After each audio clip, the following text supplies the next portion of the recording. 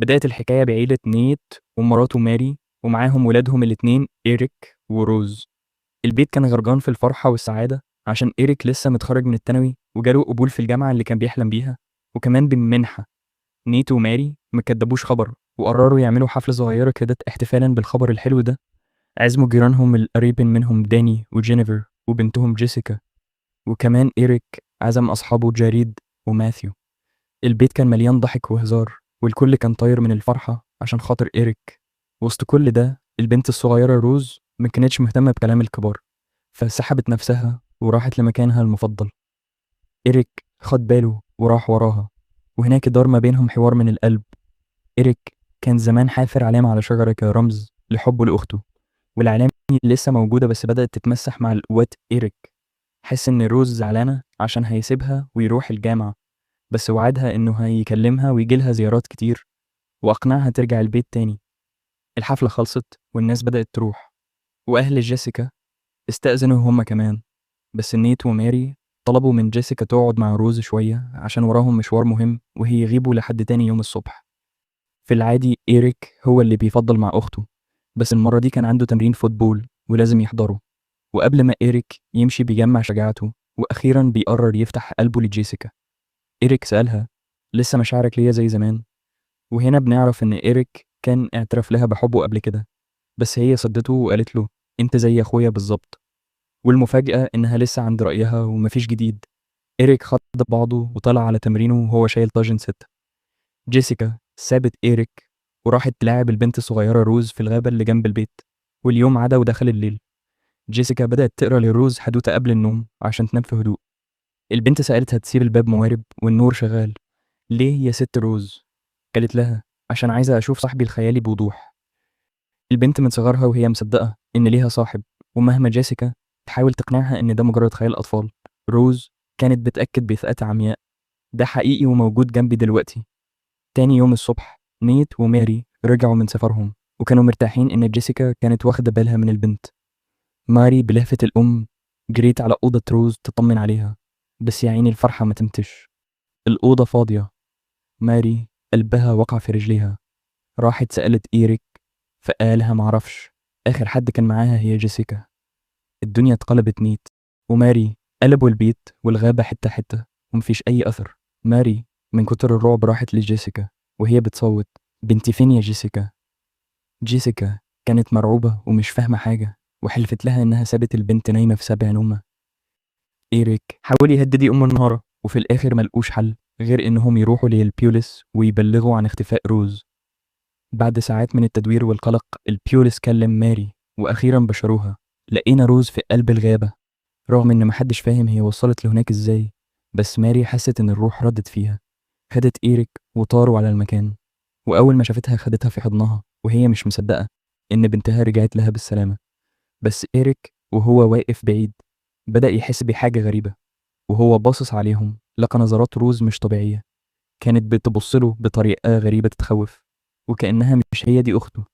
إيريك قال لنفسه: يا واد استعيذ بالله، تلاقيها بس مخضوضة من اللي شافته. خدوا البنت على المستشفى والدكتور كشف عليها جسمانيا ونفسيا وطمنهم إنها زي الفل وتقدر ترجع البيت. لما رجعوا ماريا عملت لهم غدا بيكون وبيض، بس الغريب إن روز أول ما شافت الأكل وشها قلب وحست بغثيان وطلبت السيريال بدل اللحمة. إيريك استغرب جدا لأن اللي بيكون ده كان أكتر حاجة روز بتحبها في الدنيا، بس برضه قال يمكن أثر الصدمة لسه مأثر على شهيتها. ليل دخل وروز قاعدة قدام التلفزيون متنحة ماري راحت تنيمها فاتصدمت من اللي شايفاها على الشاشة. البنت كانت بتتفرج على برنامج عنيف جدا لحيوانات بتقطع في بعضها، ودي مش روز خالص اللي بتخاف من الحاجات دي. ماري طفت التلفزيون بسرعة وقالت لها: يلا يا حبيبتي ننام عشان أنا جايالك بكرة. والمفاجأة روز سألت ببراءة مرعبة: مين أنا دي؟ مع إن أنا دي صاحبتها الروح بالروح. ماري راحت حكت لنيت إن البنت مش طبيعية وممكن تكون محتاجة دكتور نفسي يعالجها من اللي شافته في الغابة. بس إيريك كان واقف وسمع كل الكلام ده، ومن هنا بدأت الشكوك تزيد. إيريك كان واقف في الطرقة سامع كل كلمة، ورغم إنه بيحاول يجذب عينه بس تصرفات روز بقت مريبة بزيادة. وهو طالع أوضته بالليل بص بالصدفة جوه أوضة أخته واتجمد مكانه. شافها بتتحول لكائن مرعب من خضته عمل صوت، فنيت وماري جريوا يشوفوا فيه إيه، بس ملقوش غير روز نايمة في سريرها وصحيت مخضوضة من الصوت. إيريك وقف مكانه مش فاهم حاجة وسأل نفسه هي إيه اللي حصل لها في الغابة بالظبط.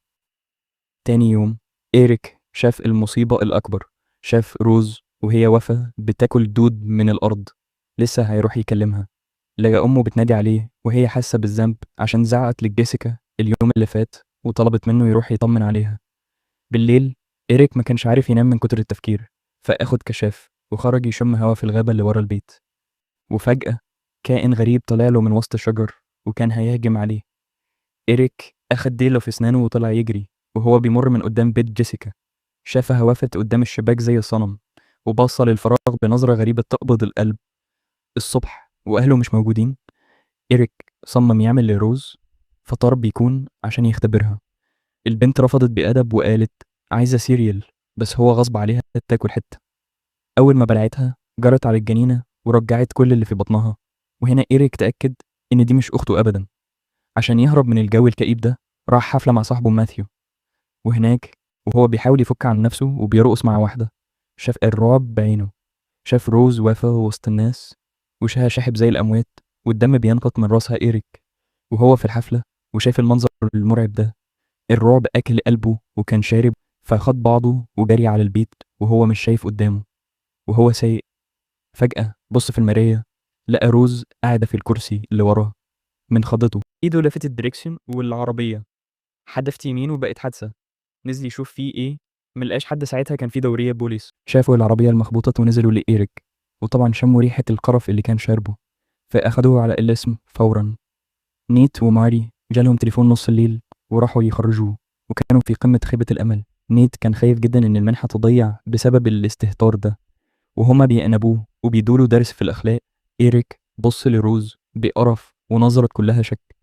هو متأكد إن اللي وافية قدامهم دي مش أخته أبدا. بالليل دخل أوضتها وهي نايمة وشوشها بصوت واطي أنا عارف إنك مش أختي وعارف إن في حاجة غلط. تاني يوم إيريك حب يفك شوية ويركب العجلة بتاعته، بس الدنيا مطرت بغزارة فرجع البيت.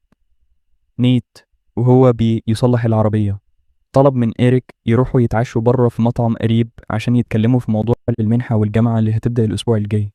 نيت حذره بكل حزم إن أي غلطة تانية ولو صغيرة ممكن تضيع مستقبله والمنحة تطير.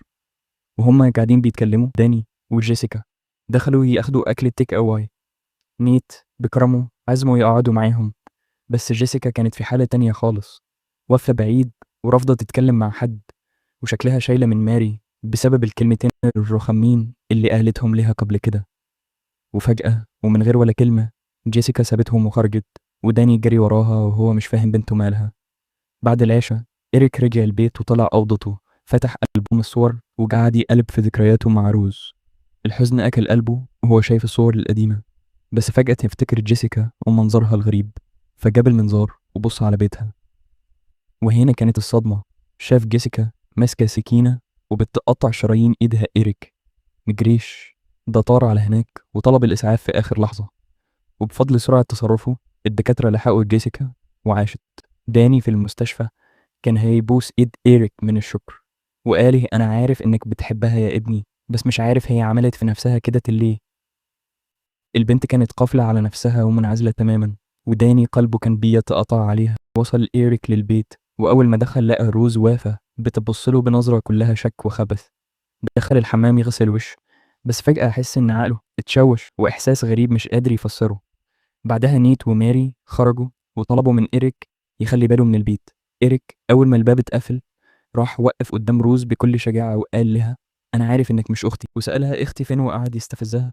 وفجأة عيون روز سودت كلها وقعدت تزعق وتقول له لو راجل اقتلني بالسكينة اللي في إيدك. بس إيريك بيرتبك لما بتقول له بص للشباك. لها جيسيكا اللي لسه خارجة من المستشفى واقفة بهدوم غريبة وشكلها يقبض القلب. إيريك أعصابه باظت والغيل عماه، فراح ضارب روز ضربة جامدة جدا وهو مش فاهم هو بيعمل كده ليه ولا إزاي، فقد السيطرة على نفسه كده. دخل الحمام وهو بيترعش، فتح المية الساقعة عشان يهدى، ومن كتر الرعب عض شفايفه لحد ما نزف الدم.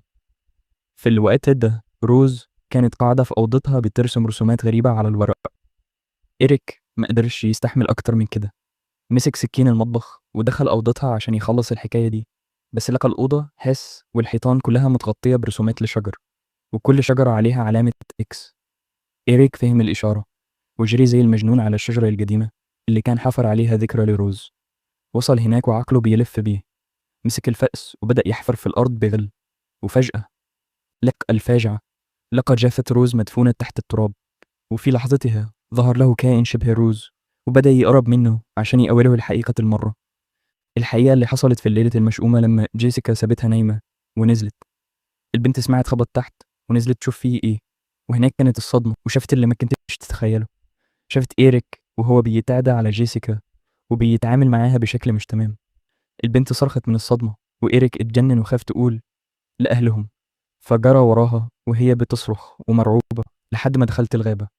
أما جيسيكا فرجعت بيتها وهي متدمرة نفسيا، وده اللي خلاها تنعزل عن الدنيا كلها وتحاول تقتل نفسها من كتر القرف والصدمة. إيريك فضل يجري ورا روز في الغابة وهو بيترجاها تسكت وما تقولش حاجة، بس البنت كانت بتجري ومش سامعة حد لحد ما وصلت لحافة جبل إيريك، قرب منها بغل وهو فاقد أعصابه.